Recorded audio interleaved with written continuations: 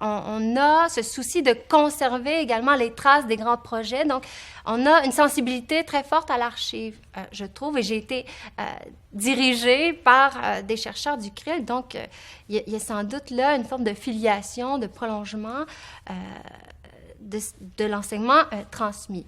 Ce sont évidemment mes objets qui m'ont amené aux archives, mais l'archive a été pour moi, à la lecture notamment des essais d'Arlette Farge, une révélation.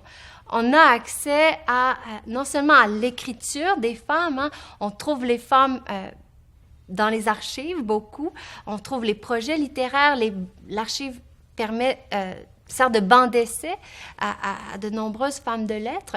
Et donc, non seulement on a accès à de l'écriture, mais il me semble qu'on peut se replonger dans l'épaisseur du temps, comme je le disais tout à l'heure, une histoire des sensibilités, des usages. La conservation de l'archive nous donne beaucoup d'informations sur les individus, les pratiques, sur ce qu'étaient les peurs, les craintes, les désirs d'une époque. Et donc, je trouve que c'est un matériau très riche pour reconstituer les conditions d'une pratique d'écriture, mais aussi d'un milieu bourgeois, lettrés et même plus modestes, même si les archives sont parfois manquantes pour retracer dans leur milieu ces individus de classe plus modeste ou populaire.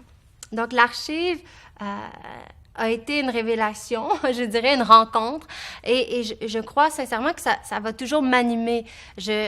Parfois, lorsque je travaille à mon bureau, je sens un besoin d'aller aux archives, c'est d'être toujours en contact avec son objet, et c'est l'objet qui nous donne les réponses à nos questions, et je trouve qu'on a tout intérêt à se replonger dans les documents de l'époque pour s'imprégner des usages et des sensibilités qui régnaient alors.